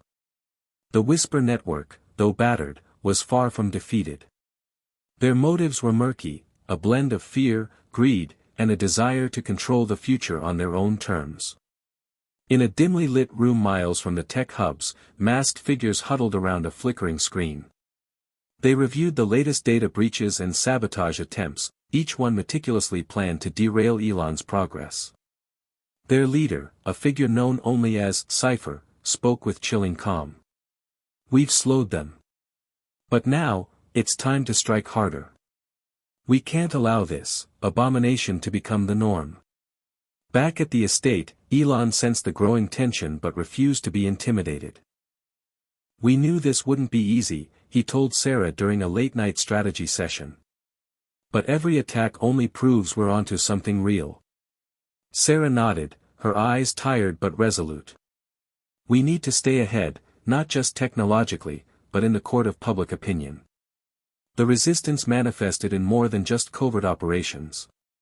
Public protests intensified, fueled by disinformation and fearmongering. Speakers at rallies condemned the final protocol as "playing God," and warned of a future where humanity loses its soul. Journalists debated fiercely. Ethics panels convened emergency sessions. Some governments considered regulatory crackdowns. Elon, meanwhile, doubled down on transparency. He held press conferences, opened his labs to vetted reporters, and engaged directly with critics. "I understand fear," he said. "But progress demands courage. We can shape this future responsibly, together." Yet, inside his team, cracks began to show. Some members worried about the rapid pace. Was humanity ready? Was the price too high? Lila Chen confronted Elon one evening. "Your vision is inspiring," she said, "but we must be careful. One misstep, one failure, and everything collapses." Elon looked at her, a flicker of doubt crossing his features. "I know. But doing nothing isn't an option." The Whisper network exploited every fissure. Leaks exposed confidential research. A trusted insider was revealed as a mole. Security systems were breached again. One chilling message arrived at Elon's phone. "You cannot outrun the shadows forever." Despite the mounting pressure, Elon's resolve hardened. He spent long hours refining the final protocol, integrating feedback, and preparing for the next phase, public trials that could validate or condemn their work. In moments of solitude, he found solace in small victories: a child's regained mobility through a prototype limb, a patient's improved cognition, a whispered hope in the face of despair. The battle for humanity's future was no longer just about technology. It was a fight for hearts, minds, and the very definition of what it meant to be human. As night deepened, Elon stood once again on the balcony, the city below alive with unrest and possibility. The shadows were long. But so was his determination. The resistance was relentless, but so was Elon. The months of attacks, betrayals, and public backlash had tested every ounce of his resolve. Yet something was shifting. The tide, once seemingly against him, began to turn. It started with a breakthrough, a successful public demonstration of the final protocol's capabilities. Elon stood on stage at a global tech summit, flanked by patients whose lives had been transformed by the neural interface.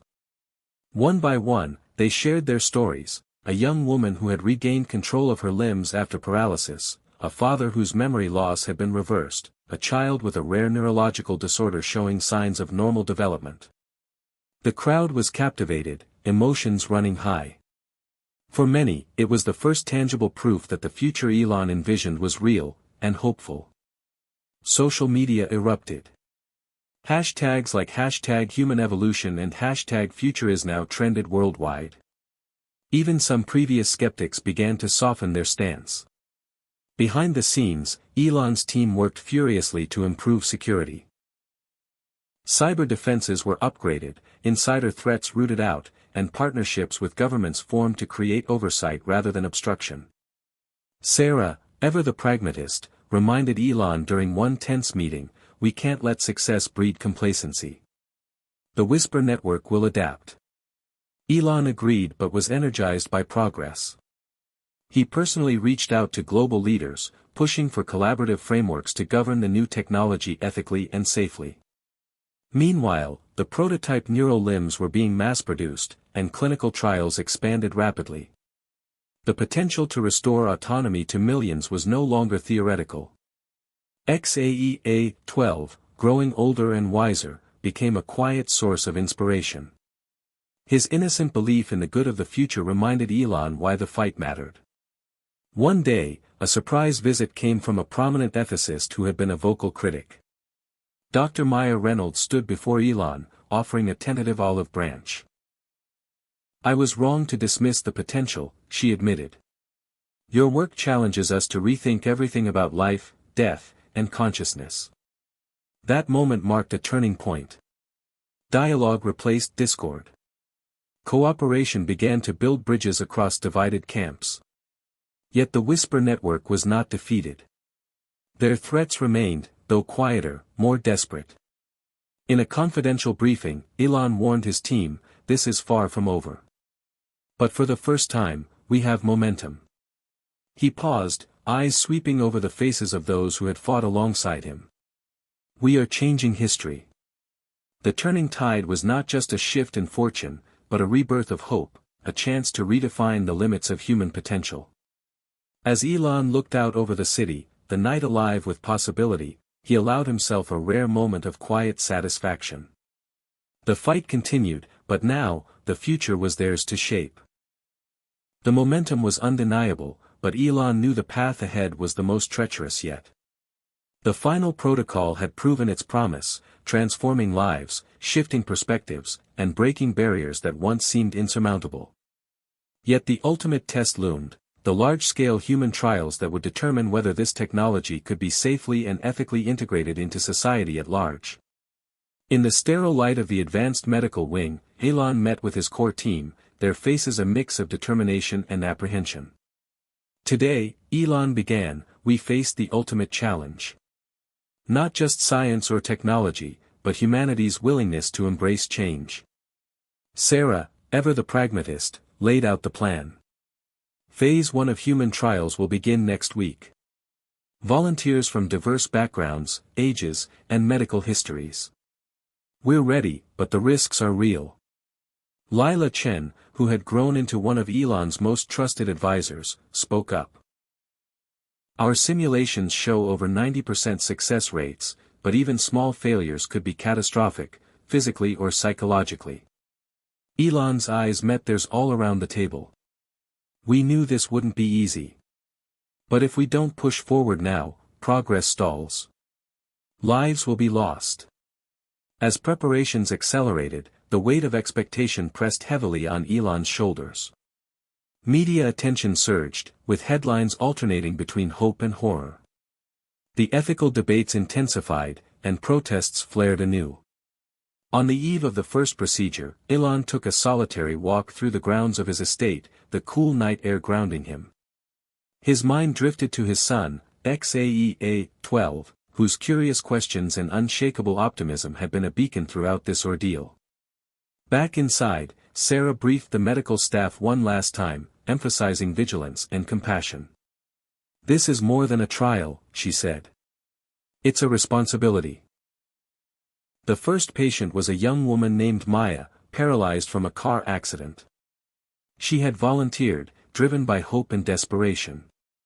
The procedure began with the intricate calibration of the neural interface. Elon watched on monitors as sensors mapped her brain activity, integrating the protocol's advanced algorithms. Hours stretched on. The room was tense, every beep and flicker of the machines under scrutiny. Then, a breakthrough. Maya's fingers twitched.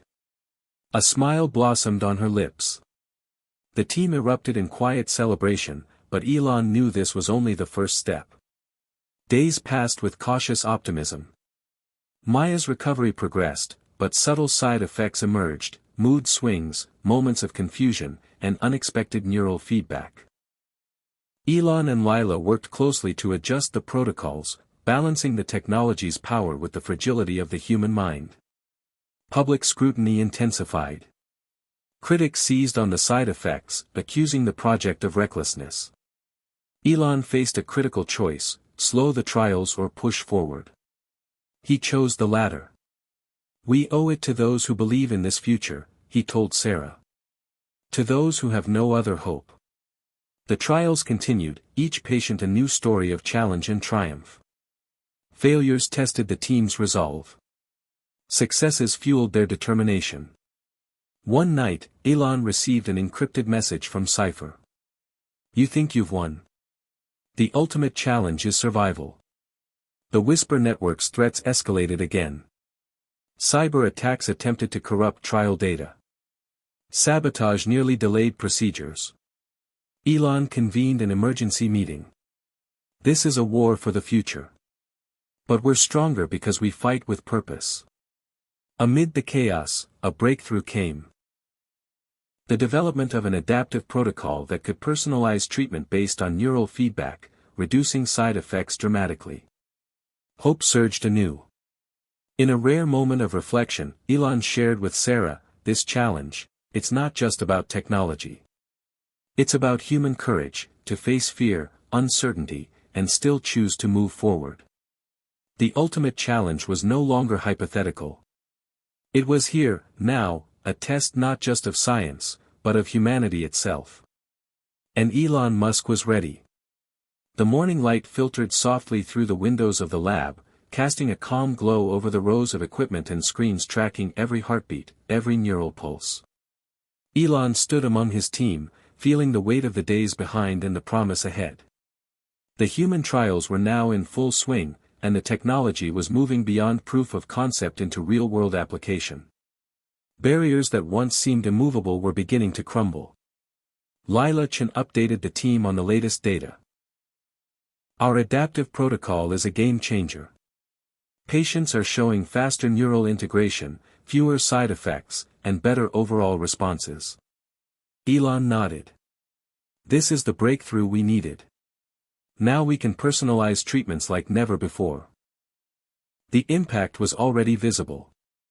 Patients who had been wheelchair-bound for years were taking tentative steps. Memories lost to age or injury flickered back into focus. Families once resigned to hopelessness were embracing new possibilities. In one case, a veteran named James, crippled in combat, was now able to grip objects again.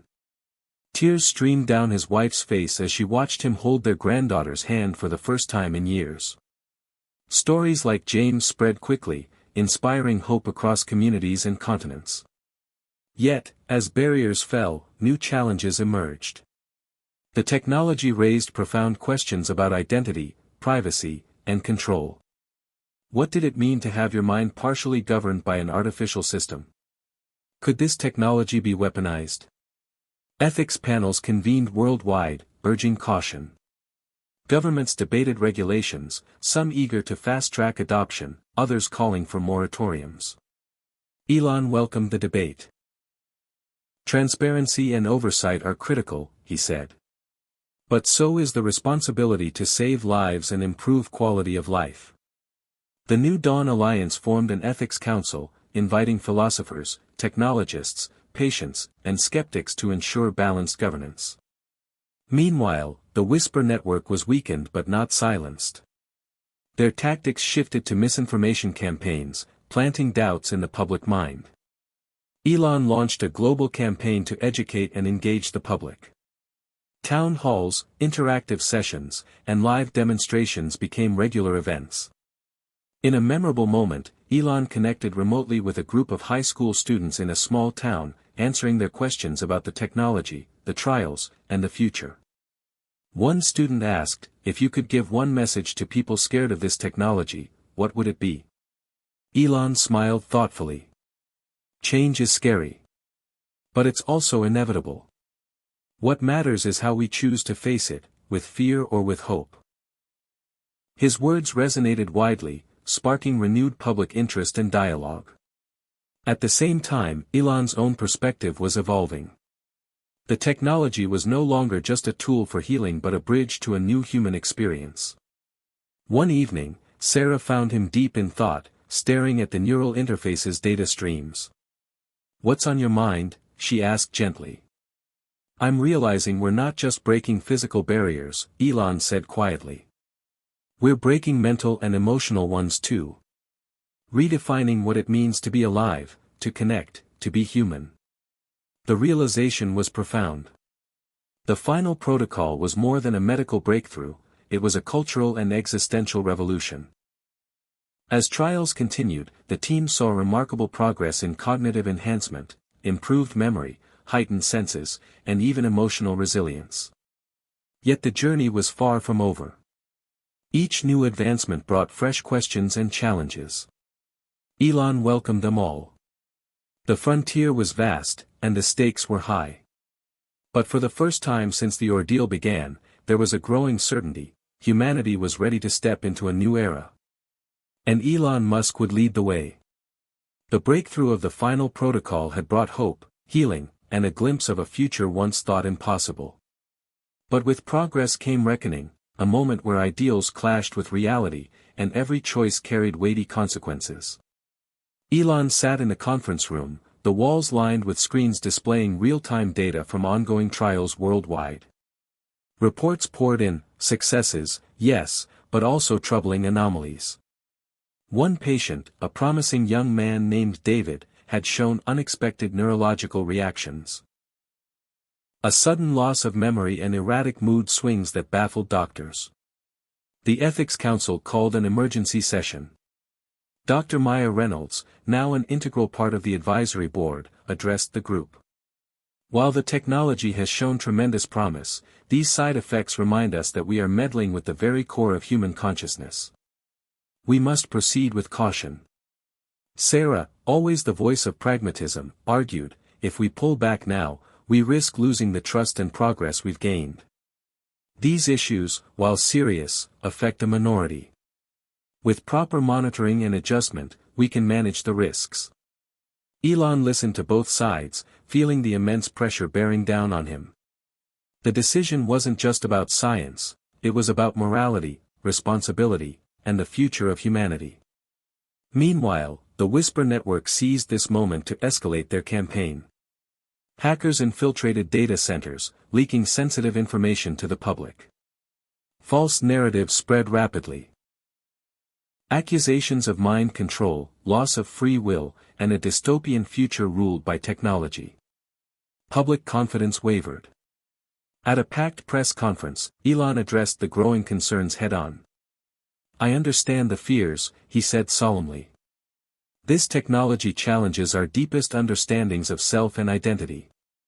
But retreating into fear denies the potential for healing and growth. We will continue to refine the protocol with utmost care, transparency, and respect for human dignity." Despite his reassurances, protests flared in cities worldwide.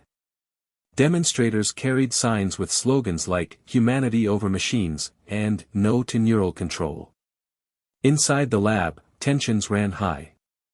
The team worked around the clock to address complications, adjust algorithms, and improve safety protocols. Elon found himself caught between his unwavering vision and the reality of unintended consequences. The burden weighed heavily on him. Late one night, Sarah found him alone in the lab, staring at a patient's neural data. "You're carrying this alone," she said softly. "You don't have to." He shook his head. "No one else can. This is my responsibility." But Sarah wasn't convinced. "A leader shares the burden. We are your team. Let us help." That moment marked a turning point. Elon began delegating more, trusting his team to carry the mission forward while he focused on communication and advocacy. In the public eye, Elon's humility and transparency began to rebuild trust. He acknowledged the imperfections while emphasizing the promise. "We are not perfect," he said at a global summit, "but perfection is not the goal. Progress is." The Ethics Council recommended enhanced oversight, independent audits, and stricter guidelines to ensure patient safety. Elon embraced the recommendations, realizing that governance and technology must evolve together. The Whisper Network's influence waned as more voices joined the dialogue: patients, doctors, ethicists, and everyday people sharing their experiences and hopes. One patient, Maya, who had regained the ability to walk, spoke at a rally. "This technology gave me a second chance," she said, voice steady. "I know it's not perfect. But what choice do we have but to move forward?" Her words echoed widely, a beacon in the storm of uncertainty. Elon reflected on the journey so far, the trials, the setbacks, the victories. The reckoning was painful but necessary. It forced humanity to confront its fears, its values, and its future. And through it all, Elon Musk remained steadfast, determined to navigate the storm and lead the world into a new dawn. The reckoning had tested Elon Musk and his team in every way imaginable. Yet, from the ashes of doubt and fear, something remarkable began to emerge. A new horizon not just for technology, but for humanity itself. The global community was shifting. The debates that once seemed to pit progress against ethics had begun to meld into a unified conversation about how to responsibly embrace the future. At the heart of this change was Elon's renewed commitment to transparency and collaboration. No longer just a visionary pushing forward alone, he now led a coalition of scientists, ethicists, patients, and policymakers dedicated to the common good. In the expansive auditorium of the International Technology Forum, Elon took the stage amid cheers and applause. "Today, we stand at the edge of a new era," he began, his voice steady but full of emotion. "An era where technology can heal, enhance, and connect us in ways previously unimaginable. But more importantly, an era where we do so with compassion, respect, and shared responsibility." The crowd was captivated, hanging on every word. Behind the scenes, the final protocol had undergone a series of refinements: adaptive algorithms fine-tuned to individual neural patterns, robust safeguards to protect privacy, and customizable settings empowering patients to control their own experience. Sarah reported promising results from the latest cohort of patients. "We're seeing improved autonomy, reduced side effects, and greater patient satisfaction. The technology is becoming less invasive, more intuitive." One patient, an elderly man named Robert, had recently completed his treatment. He now navigated the world with renewed clarity and mobility. His wife described their reunion as nothing short of a miracle. Stories like Robert's were no longer rare exceptions but part of a growing tapestry of hope. Elon's son, XAEA-12, had grown curious and proud of the progress. His innocent questions often reminded Elon of the simple truths behind the complex science. "Dad," X said one afternoon, "does this mean people won't get sick anymore?" Elon smiled, feeling a surge of hope. "It means we're learning how to help people live better, healthier lives. And that's just the beginning." The world was watching, and the narrative was changing. From fear and skepticism, a cautious optimism blossomed. Elon continued to engage with communities worldwide, hosting forums and workshops to educate and listen. In one particularly moving session, a mother whose daughter had benefited from the technology shared her gratitude. "Before this, I feared losing her," she said tearfully. "Now, I see a future where she can thrive." These human stories became the foundation for a broader societal acceptance. Meanwhile, the Whisper Network had all but vanished, their remaining members isolated and discredited. But Elon knew vigilance was necessary. New challenges would arise, and the journey was far from over. He convened a global summit on neurotechnology ethics, bringing together diverse voices to establish a living framework adaptable to future innovations. The summit resulted in a landmark agreement, setting standards for transparency, patient consent, data security, and equitable access. Elon reflected on how far they had come, from secret experiments and covert battles to open dialogue and shared vision. The horizon was not just a place but a promise of progress intertwined with humanity. As Elon stood overlooking the city skyline one evening, the glow of lights mirrored the bright future unfolding. He whispered to himself, "This is only the beginning." And with that, the new horizon beckoned, vast, challenging, and full of possibility. The journey that began with uncertainty and fear had reached a pivotal moment. Elon Musk stood not only as a pioneer of groundbreaking technology but as a symbol of human resilience and the power of hope. In the years since the first trials of the final protocol, millions of lives had been transformed. The technology had evolved from a medical intervention into a new way of living, enhancing cognition, restoring mobility, and bridging gaps once thought insurmountable. Elon often reflected on the long road traveled.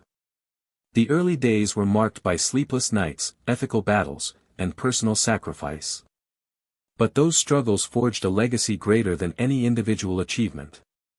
On a clear spring morning, Elon gathered with his core team, friends, and family for a ceremony celebrating the official integration of the final protocol into global healthcare systems. Sarah, his steadfast partner through the storm, spoke passionately about the journey. This was never just about technology. It was about the people, the patients, the families, the communities who dared to hope for something better. The room was filled with faces whose lives had been touched by the protocol. Children who now walked, elders who remembered, veterans who regained strength. Elon's son, XAEA-12, now a young teenager, stood proudly beside him, embodying the next generation inspired by this legacy. Elon addressed the crowd, his voice steady but filled with emotion. "We've done more than break barriers, we've expanded what it means to be human. But this is not the end.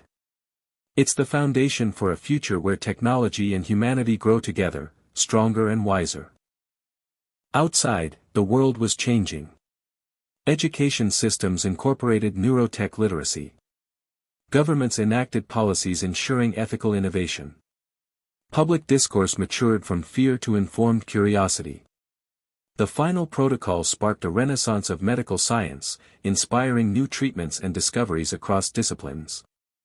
Yet Elon remained humble, aware that progress was a collective effort. He often visited the patients and communities who inspired him, listening to their stories and dreams. One encounter stood out, a woman named Grace, who had lost her voice to illness but regained it through the protocol's speech integration. Her simple words, "Thank you," echoed deeply within Elon's heart. In quieter moments, Elon contemplated the broader meaning of his work. "What does it mean to leave a legacy?" he asked Sarah one evening. She replied, "It's not about fame or fortune. It's about the impact, the ways we help others stand taller, see clearer, and dream bigger." Elon nodded.